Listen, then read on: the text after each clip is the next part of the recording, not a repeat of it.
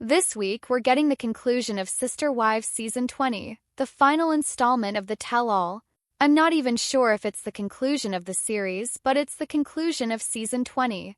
And honestly, this tell-all has been so strange. It's jumped all over the place.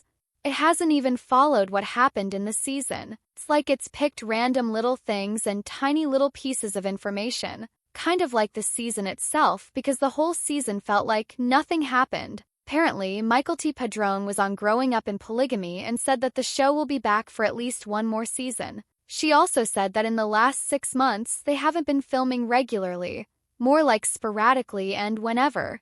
Sounds like season 21 will be the final season. And I guess Janelle Brown will be in it, although it's not even clear how much.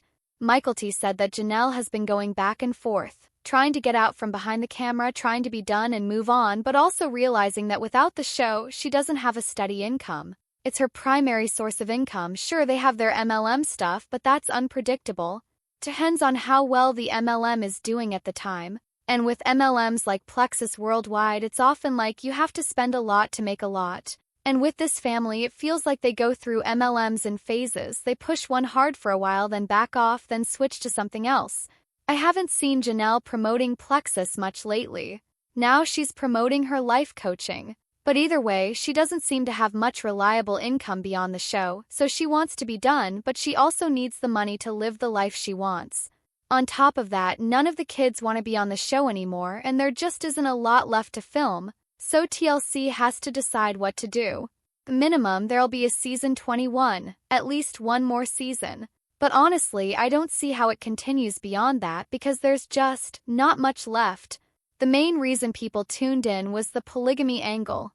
And now that the polygamy is basically gone and the women are moving forward, it starts to feel like the show is forcing these women to stay connected to a guy they wanted to get away from. So the new episode is on Sunday.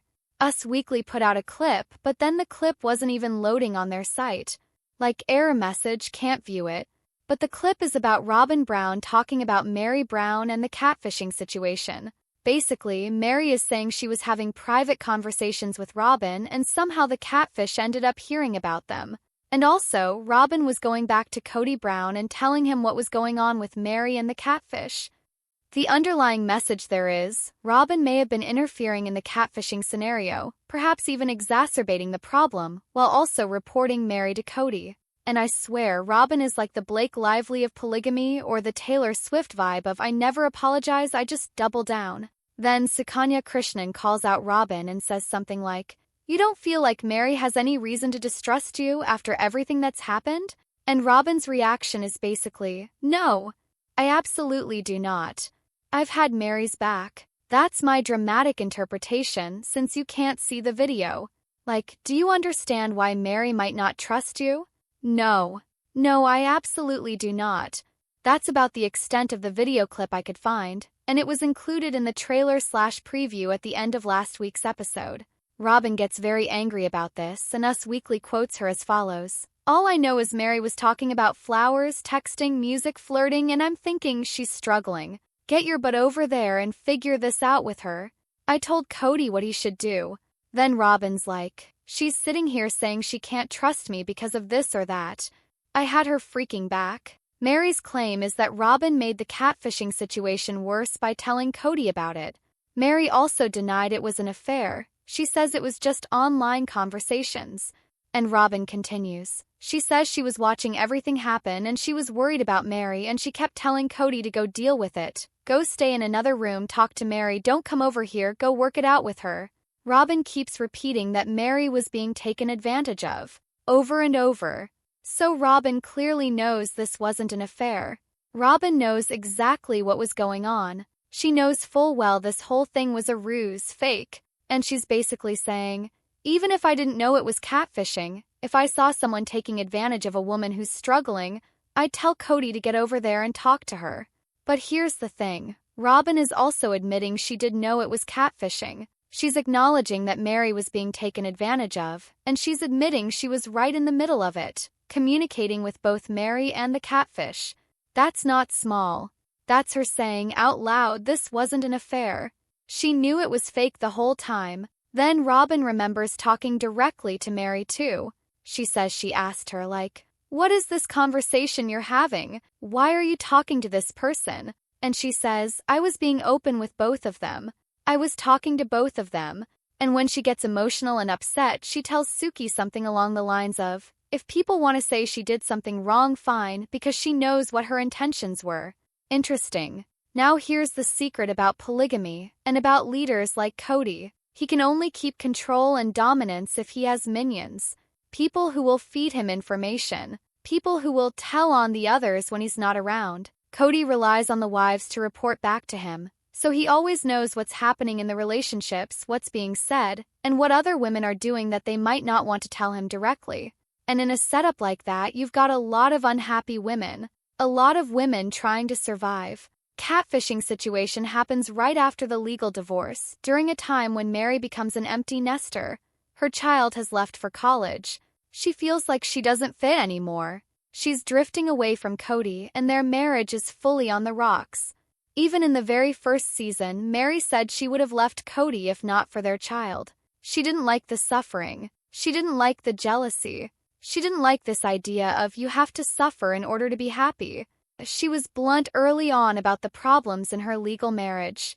And the other wives didn't like Meri because she was the legal wife. She had power. But they played nice to her face for the show, and then behind her back, they would run to Kody and report things constantly. That's why no one can be truly vulnerable in that kind of situation. Everyone's looking out for themselves. Everyone's trying to stay safe. And honestly, everyone's trying to be Kody's favorite. They can say, there aren't supposed to be favorites all they want. But be real, if you love someone and you feel like, I'm the one he wants most people would like that. It's natural. They all wanted to be the most adored, the most loved, and Kody thrives on that. But once the family gets big and famous, Kody can't control their access to the outside world anymore. So it becomes even more important for him to have allies inside the family, wives who will act like his eyes and ears. For a long time, Kody relied on Meri to be that tattletale. He wanted information from her. And the narrator's point here is, he strung her along for years, making her think reconciliation was possible, even though he never planned to actually do it, because keeping her in the family kept the money flowing. And Meri has said that when she wasn't living with Kody in Flagstaff, Kody and Robyn pressured her to open her bank accounts and books to prove she was still giving them money. Like the audacity. So yeah, he needs tattletales. In that world, information becomes currency. Information equals loyalty. And loyalty is what he wants. The more willing you are to do the dirty work, the more loyal you look to him. Before Robyn, the family already had this dynamic. But the narrator says they don't think any of the others were as calculated as Robyn. They do think Janelle contributed too by telling Kody things. And apparently in the upcoming episode she gets called out for it and admits she also tattled on Meri. Then we hear this exchange. Jen, a person close to Meri, told Meri she should basically take her money and leave. And the speaker says at that point they ended the professional relationship because it made them uncomfortable. Then Suki asks, "So you told Kody what was said between you and Jen?" And the answer is basically, "Yeah, I probably did. He must have wondered why I was ending it, why I was looking for someone else." And the narrator is like, "This drives me bonkers, because Jen is someone who only wanted the best for these women, someone who wanted them to be happy and not controlled by a man like Kody. Jen is part of that polygamy world too, and she's strong. And of course, the moment a woman has a real opinion, it's like, oh, dangerous."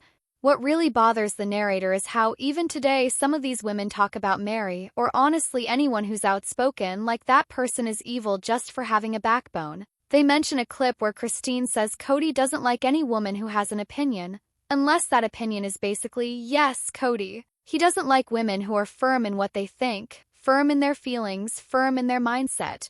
And the narrator pauses here to say, they hate how people label women who are simply being human, standing up for themselves, refusing to be steamrolled or manipulated, as strong-willed, like it's an insult.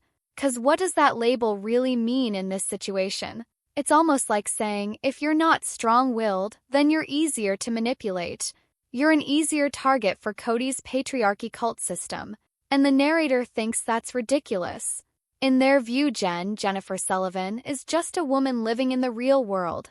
A place where women are allowed to speak, have opinions, live their own lives, and not be controlled by a man. Then they bring up how Janelle cut Jen off and, according to the narrator, is now misrepresenting what happened. Because Christine has said Janelle gave Christine the exact same kind of advice. Get your money together before you leave so you can be independent. So the narrator's point is, even if Jen told Meri something like, divorce him, take what you're entitled to and get out, what's so wrong about that? Why is it treated like a crime for a friend to say, protect yourself, know your rights? Don't let him take everything? They point out, in a community property state, Meri has legal rights. If there's joint property and shared finances, she's entitled to her share. So Jen wouldn't be doing anything wrong by explaining that or encouraging Meri to not walk away with nothing. Then the narrator shares a personal example. Years ago, Janelle blocked them. Why? Because on the show, Janelle condemned a woman named Nicole, who had been abused. The narrator says the show framed it like Nicole just left for no reason, and they feel Nicole was slandered. The narrator says they defended a domestic violence victim, and that's what got them blocked. Now the story swings back to Jen. The narrator asks, what does Jen have to say about this take the money and run claim? And Jen's response is basically, she regrets not telling Meri to leave, but she says she never told her to take the money and run. And she says it's almost funny because she never even heard this story until this year. Jen describes Kody telling Meri something like, I have to tell you something. Jen's not good for you because of what she did. And Meri's reaction is, she never told me that. Why would she tell Janelle she told me that? Meri says it never happened. Then the narrator adds something they claim to know from that same general time period. They say during the season when they featured polygamous people who had left, when there were episodes about people escaping and working with organizations, and there was a panel, during that time Janelle allegedly told people off camera that once the show ended, Kody would be broke. Everyone would be broke, bankrupt, 'cause he was spending money faster than he made it. The narrator also says that, off camera, someone they trust told them Janelle was allegedly hiding money, saving it, stuffing it away, preparing to leave so she would have resources when the show ended. They stress that this is alleged. They weren't in the conversation, but they say they trust the person who told them. Their overall point is that Janelle, Christine, and Meri all wanted out for years. They say that's the truth. They were trying to leave even back in seasons 5 and 6. Then they add one more claim they were told. Among the wives who weren't the favorite like Robyn, the only person who was fully honest about what they experienced in the family was Meri. According to that person, Meri was the only one who openly admitted there was jealousy. The only one who acknowledged how hard it was to share a husband. The only one who said plainly that they did it for faith, for heaven, and all of that. The narrator says Meri was the only one not trying to protect the image of polygamy. And the narrator finishes this chunk with another big point. They believe Meri was cast out and scapegoated for years because she was already outside the family day to day. They say Meri wasn't really involved in the daily family life except for filming. Her friends were mostly in the real world, and Meri was becoming more worldly. Meri was starting to form her own opinions, thoughts and views that didn't match the cult mindset, as the narrator calls it. And because of that, the narrator believes they turned Meri into the scapegoat. In their view, this whole story is being made up now to protect Janelle, whatever Janelle was doing to stay in Kody's good graces, and to shift blame onto Meri. The narrator says that's what Janelle has done to Meri for years. Make up stories, report things to Kody, and make Meri look like the villain. They also argue that Janelle was easier for Kody to manipulate and easier to silence. Someone who would keep sweet to stay safe, like she's doing again in this episode. And to the narrator, that proves Janelle wasn't trustworthy. So from this perspective, Meri had zero reason to trust any of them. The narrator says the wives talked a ton of trash about her on the show while acting like Meri was the abusive one. Then the narrator shifts to something they say they heard recently. They explain that a couple of weeks ago, one of their longtime sources, someone connected to the same religious culture though not inside it anymore, reached out. This person was especially upset about how the wives were framing Meri as physically abusive, and the source told the narrator, every single one of them spanked. According to this source, spanking was common in that culture, and all the wives used corporal punishment, Meri, Janelle, Christine, everyone. The narrator presents this as an allegation they were told. The narrator then adds their own stance very clearly. They don't spank, they don't believe in it, they think it's wrong, and they even think it should be illegal. They believe corporal punishment in any form is wrong. But their point is, if spanking was normal in that environment, then it's unfair, according to the narrator, for anyone to single out Meri as if she did something completely different from everyone else. They say it's especially ridiculous if, as they claim, Kody was also doing it. So that's what the narrator says they were told.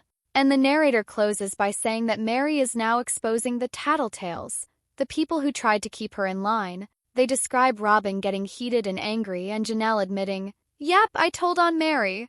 Then the narrator wraps up with a call to action. They ask viewers to share their thoughts in the comments, give the video a thumbs up, subscribe, click the bell so they don't miss a video, and they sign off with a friendly goodbye.